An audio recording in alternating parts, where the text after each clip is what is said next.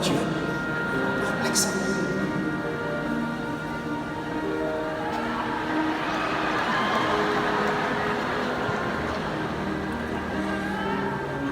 Dear Charos, bubuksan ko pa lang muna ang sulat. Meron tayong letter sender for tonight. At mga kapamilya, ito ang kanyang kwento.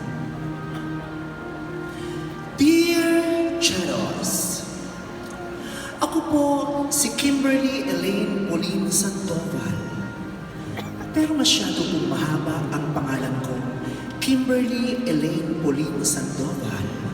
Kaya itago nyo na lang po ako sa pangalang Keps. O diba, pangalan pa lang talagang nakatago na. Marahil ay nagtataka kayo sa pangalan ko kung saan ito nakuha ng mga magulang ko. Nakuha po ito ng nanay ko sa awiting kinakanta sa kanya ng tatay ko. Yung awiting The Bread na ang title ay Everything I Own na may linyang You sheltered me from harm, kept me warm, kept me warm. You gave my life to me, kept me free, kept me free.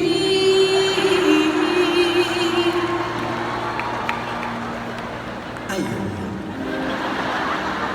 Yung keps na warm, keps din na free. Ang pangalan naman ng aking ina ay si Ariana Viola. In short, Ariola. Ang tatay ko naman ay si Burgos Nicanor Sandoval. In short, Burnix. Sa mga nagtatanong po ng mga sosyal kung anong burnik, ito po ang buhok na makikita sa puwitan. Ito po ang sinasabing pinakamahabang buhok sa parte ng katawan ng tao dahil konektado po ito sa piling mata. Subukan ninyong hilahin, siguradong mapapipikit at maiiyak ka. Come on everyone, try it. Now, you have a minute to win it. Anyway, Charo.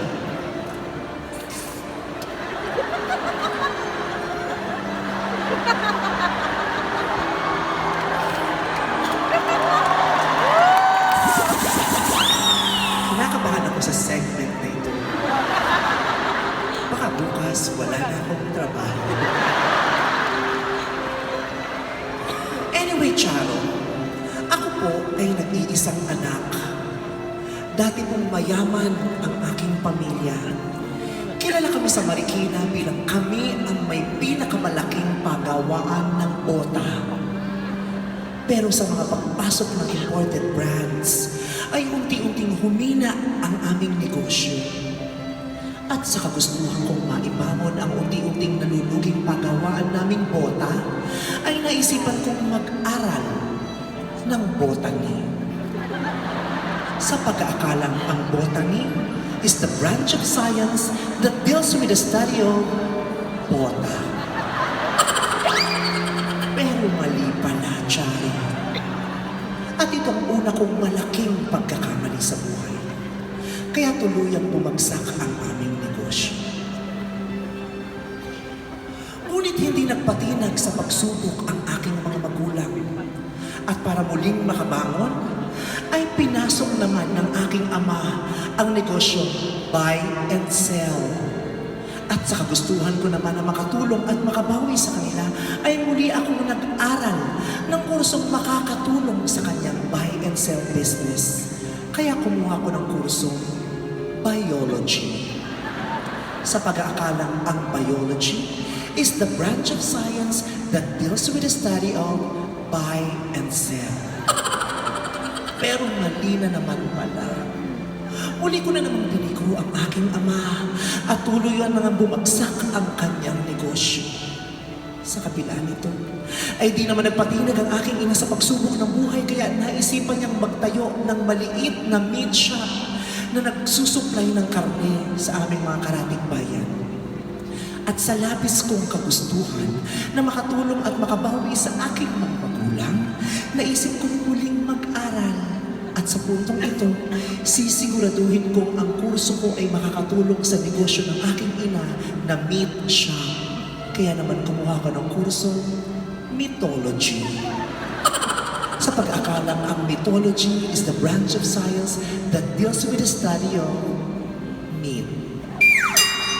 Pero mali pala ako ulit, Charles.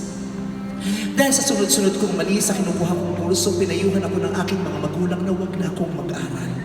At kung gusto ko, ay makisosyo na lamang ako sa itatayo nilang bagong negosyo. Ngunit ayaw ko namang sumabak sa negosyong wala akong kaalam-alam. Kaya bago ako sumosyo, lingid sa kaalaman ng aking mga magulang, ay nag-aral ako ng sociology. Because I believe that science is the branch of sociology is the branch of science that deals with the study of social. Pero sa hindi ko maipaliwanag na dahilan, ay mali na naman ako, Charot. Ano ba talagang pangalan mo? Charos o Charot? Naguguluhan na rin ako. At sa puntong ito, Charos, maaaring iniisip mong bobo ako. Hindi ako bobo, Charos. Sadyang may mga pakialamera lang na pinapalitan ng ibig sabihin ng mga kurso. Ganun yung dati. Binago lang nila. Dahil sa mga pangyayaring iyon, pinagsabihan ako ng aking mga magulang na lumagay na lang sa tahimik. Mag-asawa, pumuo ng pamilya, at bigyan sila ng apo. At dahil sa kagustuhan kong mabigyan sila ng magaganda at malulusog na apo, nag-aral ako ng apology. Dahil akala ko ang apology is the branch of science that deals with the study of apo. Pero natatakot akong magdalang ng tao. Dahil nabalitaan kong maraming nahihirapan sa panganganak, lalo na sa pag-ire. Kaya minarapat kong mag-aral ng iridology. Sa pag-akalang ang iridology is the branch of science that deals with the study of... O diba? Kanina ako lang ang bobo. Ngayon, ganun na rin kayo. Sa sobrang dami kong pagkakamali ay itinakwil na ako ng aking pamilya. Kaya naman ngayon, Charos... sorry.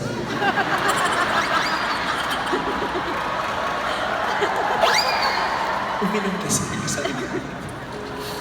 Ano ba ininom mo? Beer? Red Horse. Sorry. Kaya naman ngayon, Charos, ako ay nangungalila, nalulungkot at nag-iisa. Hindi ko alam kung paano bababang muli. Charos, tulungan mo ako. I need help. Help me if you can, I'm feeling down. And I appreciate you being down. Oh, help me get my feet back on the ground. Won't you please help me?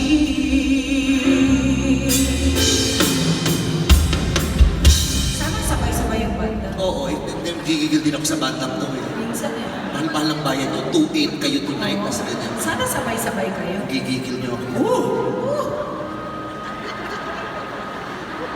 I-stress ako ng bayan. Maangat yung wig mo, Ate Charo. Hindi mo makakatulog ko, mapapala yung kilay ko. Bakit ba? Lumaki yung noo mo, te. O ang bakit, sorry. Mga bakanto, hindi pa na tinikit. Oh, cry, wala. Yung lihim ng golden Buddha na side mo. Oo. Ganun talaga si Ma'am Charo pag commercial, nag-iba-iba ng look. May commercial ba? Anyway.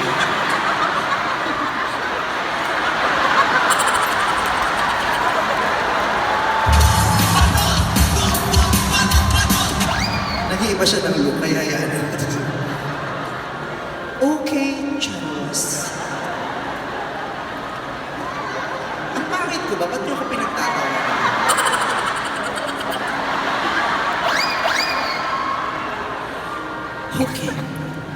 Charos, sa labis kong pangungulila sa aking mga magulang dahil tinakwil nila ako at sa kalungkutang dulot ng kanilang paglisan, ay kung saan-saan ako napadpad upang makahanap ng kalinga.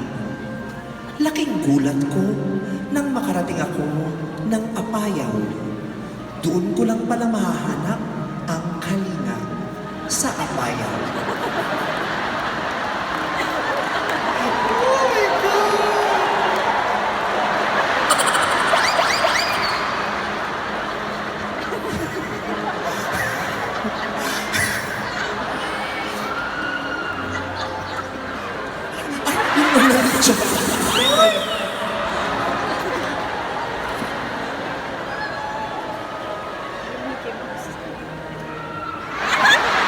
Wala nang ticket, may extra pa to. Nasaan yung isa?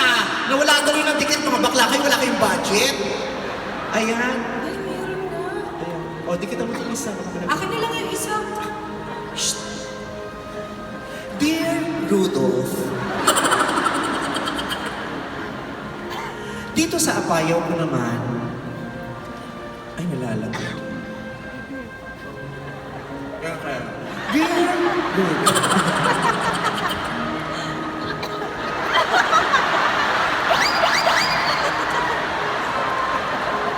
at dito nga sa Apayao ko nakilala ang unang lalaking nagpatibok sa aking puso. Siya, si Junior Suntay. In short, Jutay. Kung di nyo nakikilala si Jutay, i-describe ko siya.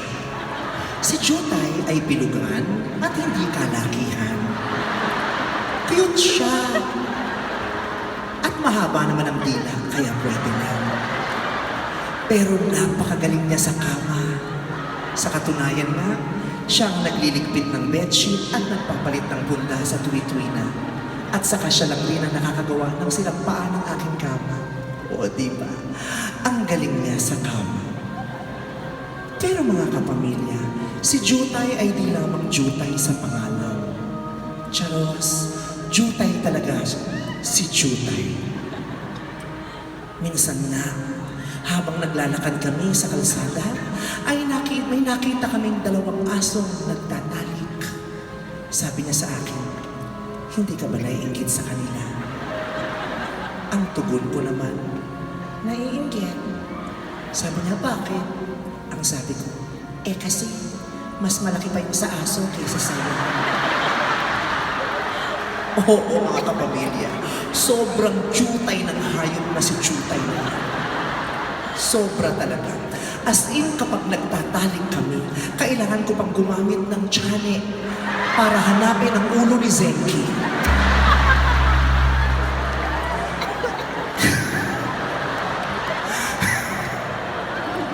Imagine niyo kung ganito talaga ang episode ng MNQ. Isang gabi, ay nagkaroon kami ng isang matinding pag-aaway na umabot sa masasakit na salita at pisikalan. Ito ay dahil sa nawala ko ang tiyago. At dahil doon, ako'y kaniyang iniwan. Doon ko napatunayan na sa tiyani lamang umiikot ang aming relasyon. Pero mahal ko siya, Charos. Kaya hanggang ngayon ay umaasa ako magkakabalikan kami. Kaya hanggang ngayon ay hinahanap ko pa din ang tiyane. Kaya naman nananawagan ako sa kung sino man ang nakakita ng pinakamamahal kong tiyane kung maaari lamang ay ipagbigay alam sa akin. Si Tiyane ay huling namataan sa Resorts World na umaawit ng bukas na lang kitang mamahalin. Si Tiyane ay kilalang Asia's Nightingale at ang apelido niya ay Miss Alucia. Oo, tama kayo. Siya si Tiyane Miss Alucia. Kaya naman sa mga makakakita sa kanya, just text Tiyane ni Jutay and send it to 231 for Spawn and 2366 for Globe subscribers. Charos, napakahalaga ng Tiyane na yan sa relasyon namin ni Jutay. Kaya hanggang ngayon ay umaasa akong matutulungan niyo kami na muling maibalik ang Tiyane. Kay tagal mo na nawala.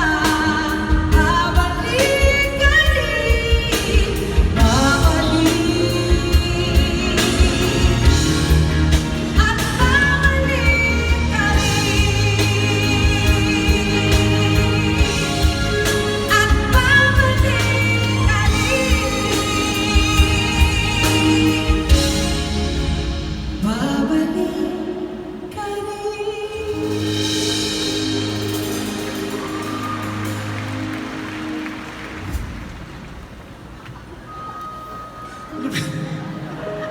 Wala na siyang dikit talaga. Dunal. Dito matutuloy pag walang dunal. Maraming salamat. Dito ka na lang magtago, Kachik.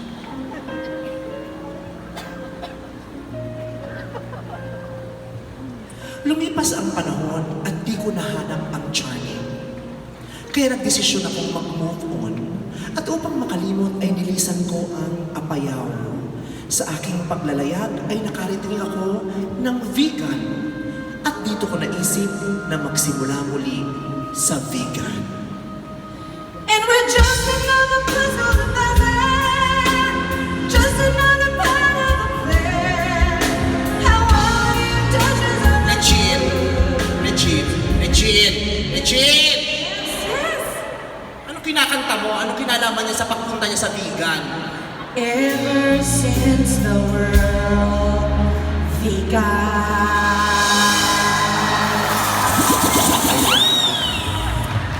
Naisip niyo ba yun? Gigigil din ako dyan sa corona ni Liberty na sumunod. Ayun na nga, nasa vegan na ako. At ang nakakagulat dito, ang dami ko nang nabasa, hindi ko pa tineturn ang page.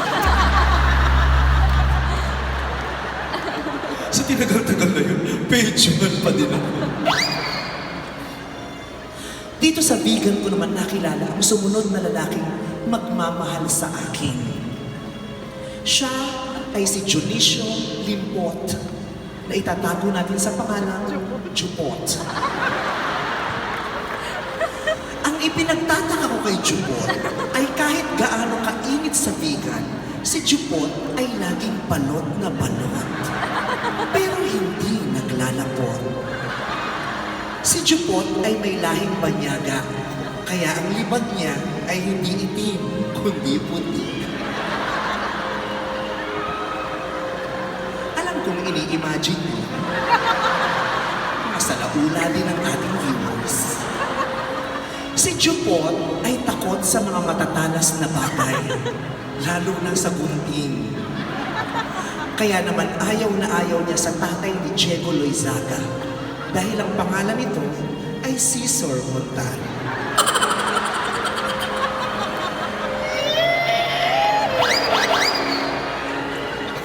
Gayunpaman, nagtagal ang aming relasyon. Isang gabing malamig ay umuulan. Bigla kaming nagkatitigan at naramdaman namin ang aming umaalab na pagmamahalan. Unti-unti kaming naglapit at nagkadikit ang aming mga labi. Tapos hinagkan niya ang dalawang malusog na burol sa aking dibdib at nilaro-laro niya ito, Chano. Ito, sa sobrang kasiyahan niya sa paglalaro dito, hindi pa siya nakontento. Kumuha pa siya ng pusa at inilagay niya sa ibabaw ng dibdib ko at doon at nilaro-laro at umalingaw-ngaw sa kalinaliman ng gabi. Ang putang ina, Charo, puro kalimot ang mundo.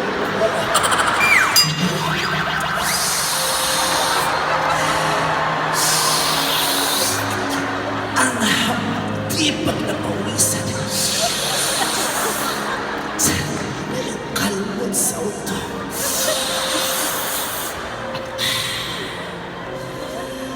Gayon pa man, Serex, Charo. Nai-stress ako sa kwento.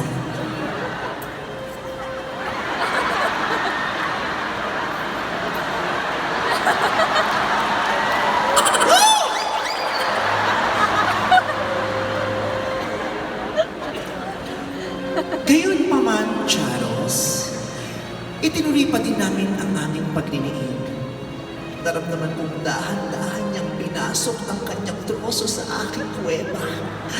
At sa sobrang bilis ng pagkalembang niya sa aking kampana, ay parang lumilindol ang buong paligid. Nakaramdam ako ng matinding init sa pagitan ng aking mga binti. Bullshit, natabig niya pala ang takore at natapon ang kumukulong tubig sa aking kawawang pichi-pichi. Aray! Aray! Nako!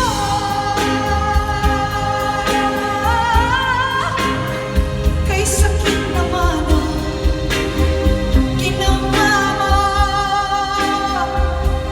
Aray! O kay hapdi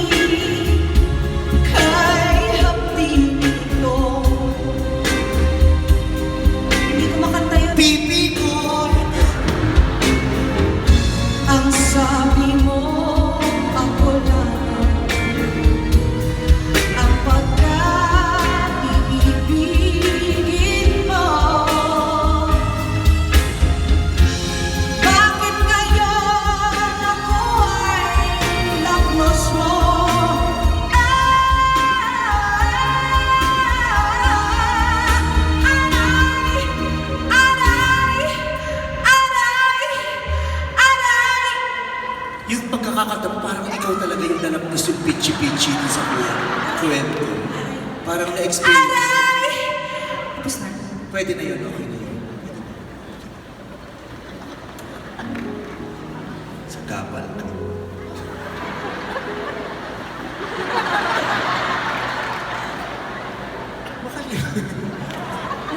Makalipas ang ilang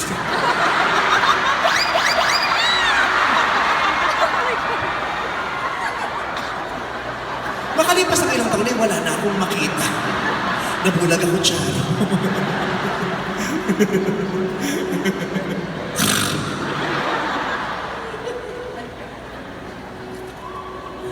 Makalipas ang ilang taon, kami ni Jupot ay nagkahiwalay. Napagtanto ko ng habol niya lang sa akin ay ang aking katawan. Upang makalimot ay naisip kong libangin ang aking sarili. Buti na lang ay may malapit na pisonet sa aming bahay. Naghanap ako ng dating site at doon ko natagpuan ang site na tinderjuicy.com. And I Kaya don't naman- wanna miss a thing! Ano kayo ng tabo? Bakit ka kumanta? Mamaya ka pa. Pa ba ako? Eh, kasi umilaw eh. Gago na ito. Mamaya ka ba kakanta? Ano tuwing iilaw kakanta ka? Patay yung ilaw niya! Papahinga ko. Parang utu-utu din to si Rin. Pag umilaw kakanta. Tingnan mo, ilawan mo. Di mo kakanta yan. Ilawan mo. And I don't Patayin mo. Ilawan mo ulit. And I don't Patayin mo. Di ba sabi sa'yo? At dito sa And I don't wanna miss... Ano ba? Sino may hawak nung ano, nung remote? Mutay na mo. Anong oras pa matatapos to? PBB na after MMK. At dito sa dating site na ito, nakilala ko naman ang lalaking sa akin ay itinadhana.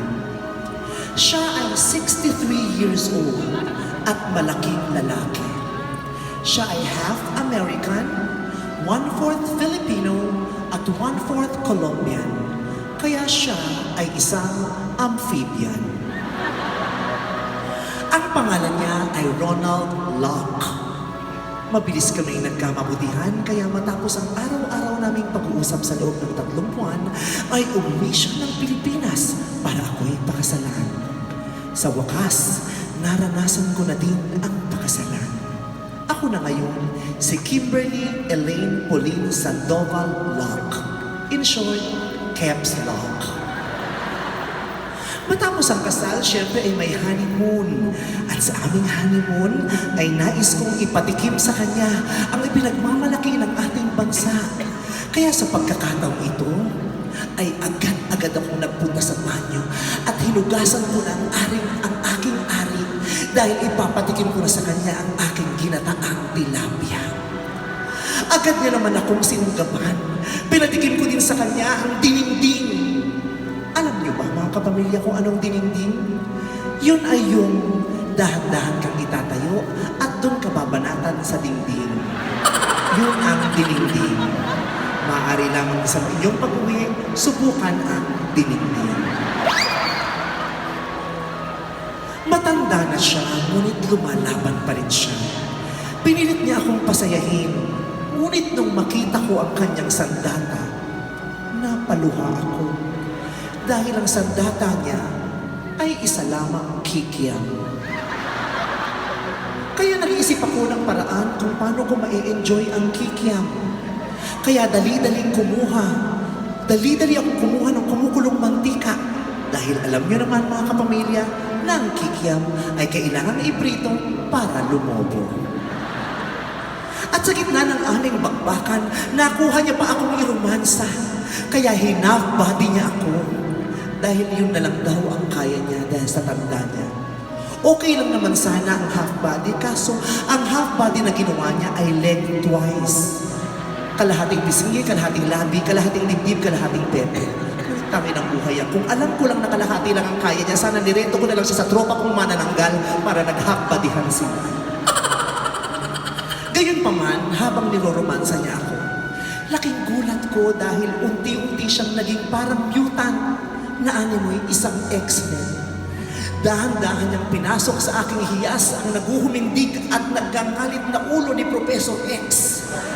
At nakaramdam ako ng labis na kaligayahan. Napakagat ako sa aking labi. Tumirik ang aking mga mata ng puting-puti na parang si Storm. Sinabayan niya ako. Kitang-kita ko rin ang kanyang mata na labis sa kasiyahan hanggang siya'y maganda duling-duling na parang si Cyclops. Sa sobrang paggigigal niya na itarak niya sa aking tadyak ang kanyang mga matatalim na kuko na parang si Wolverine. Sa sobrang hapdi, sa sobrang kiliti at sa sobrang sarap na pasplit ako na parang si Mystic. Ay, si Mystica pala yun. Sorry, si Mystica pala. Si Mystica po ay wala naman pala sa X-Men na pala, pasensya. Hindi siya X-Men, siya ay ex-provinciano. Natanggal siya sa show kaya tumakbo kay Tulfo. Nang malapit nang matapos ang aming pagsasali, ay biglang bumukas ang pinto ng aming kwarto. Kitang-kita namin ang lola kong nakatitig sa aming ginagawa. Hiyang-hiya ako sa lola ko. At natakot ako. Hindi dahil sa nakita niyang ginagawa namin, kundi dahil matagal nang patay ang lola ko. Inakit ng aking lola si Ronald. At agad namang sumama si Ronald sa kanya. Kaya naiwan akong muli na nag-iisa, malungkot, sawi at luhaan.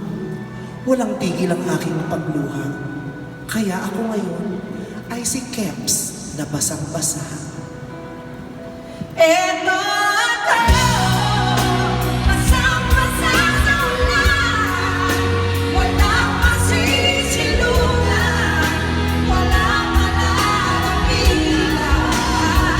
Sana may luha pa, ako mailuluha. At nakabawasan ang aking kalungkutan. Eto ako, basang-basa sa ulan. Walang masisilunan, walang malalapitan. Sana may luha pa, ako mailuluha. At nakabawasan ang aking kalungkutan. Eto ako, basang-basa sa ulan. Walang masisilunan, walang Isa na lang, isa na lang. No, isa na lang. Sana! may luha pa, ako mailuluha. At nakabawasan ang aking kalungkutan. Aking kalungkutan. Ang aking kalungkutan. Tapos na. So ayun na nga, Charos. Basang-basa ako ngayon. Kaya hanggang dito na lang dahil kailangan ko na magpunas. Naglalawa, Keps. Mga kapamilya, ang buhay ng tao, Ay, hinaan mo lang yung background doon, mahina, mas malakas si Chaco. Ano, mas mahalaga pa si Carol Banawa kay Chaco Santos. Background, di ba?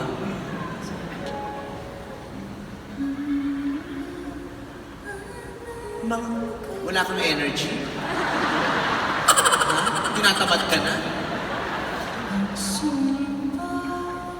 mga kapamilya, ang buhay ng tao ay puno ng pagsubok. Maraming mga dagok, sipa, kurot na di natin inaasahang darating sa ating buhay.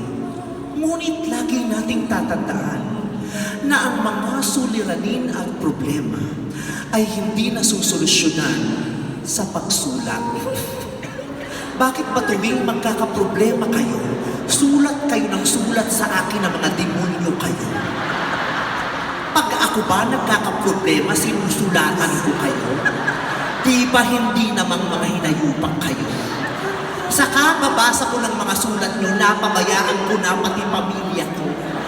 Pati nunal ko, hindi ko na malaman kung saan napunta, kung nagitago ba nung kung sino. Kaya ngayon, galingan mo yung background na pinapastos mo yung show.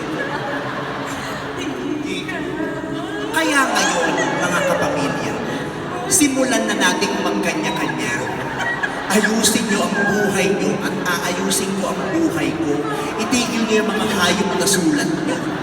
At sa panahon ngayon, ang di ko maintindihan, bakit meron pa rin nagpapadala ng sulat na kasobre, may email namang mga bobo kayo. Tapos tuwing susulat kayo sa akin, pagkahaba-haba ng sulat nyo, alam niyo namang 1 hour lang yung show ko, may commercial pa. Sa tingin niyo magkakasya yon? At imbis na isinusulat, walang kanta? Hala, Diyos ko. Kalilipat lang, ayaw ako sa'yo.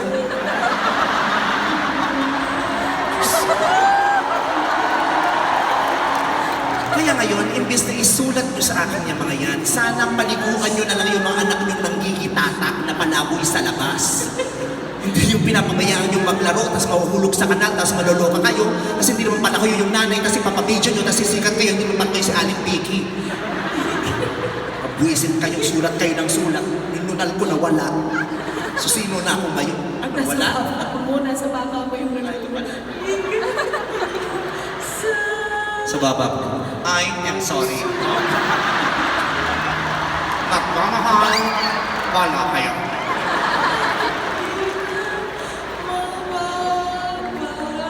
Sa palagi mo magre-rate yung show ko kung ganyan yung background mo. Dito ka nga. Diyos ko, hindi mo naman sinabi sa akin, si Regine Andaya, ako, konti lang nag-sponsor sa akin siya. Pati Andox, sponsor mo pala ngayon.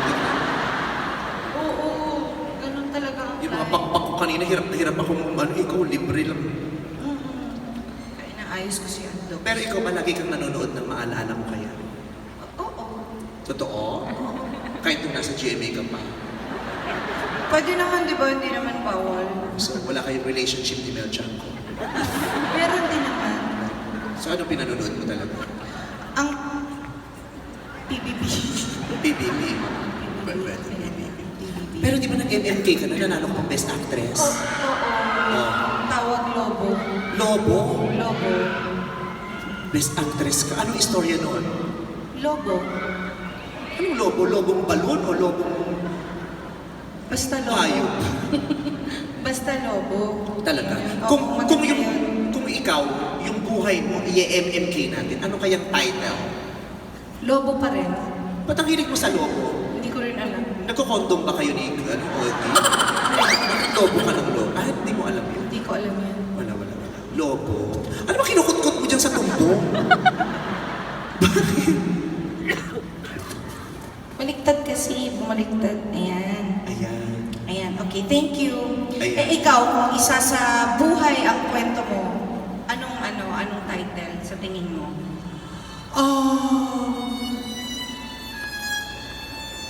Ayokong nakakalala yung mga ganyan. Saan galing yun? Kaswal-kaswal ka lang nagliligpit habang nag-shoot kami. May kumuha ng bulaklak. Oo. Ako siguro kung ang title ng, kung ang PMMK ako, ang title ng buhay ko ay Ibon. Ibon? Bakit ibon? Dahil mula noon hanggang ngayon, ang buhay ko umiikot sa ibon. Mahilig ka sa ibon? Nanonood ako sa iyo, Oo. ibon. Nagtatrabaho ako para sa ibon. Nag-iipon ako para sa ibon. At naghihirap din ako ng dahil sa ibon. Sumasaya ako dahil sa ibon. Minsan namamayat din ako ng dahil sa ibon. Talaga? Kaya malaking bagay ang ibon sa buhay ko. Siguro nga dapat ang title ay Bird. Bird. Yes. Bird box. Yes. Bird ng bakla. Kaya bird box. Uy, alam mo, itong ating panauhin, Panauhin, may guest tayo. kalain mo. Tignan mo nga naman, afford pa nating mag-guest. Oo nga, grabe. Hindi, May libre lang guest. ito. Ay. Libre lang. Oh. Kaya okay lang. Ito, siguro kung isa sa buhay ang kanyang kwento, ang nararapat na title sa kanya ay Jacket. Jacket? Anong dentista ba to? Hindi, jacket. Yung Anong klaseng jacket? jacket, yung Maong leather. both. Basta jacket. So Oo. malaking significance sa kanya ng jacket. Oo, kasi kahit mainit, nagja-jacket siya. Astig to. Astig siya, iba Astig siya. to. Kahit mainit, naka-jacket. Oo, mga kapamilya, please welcome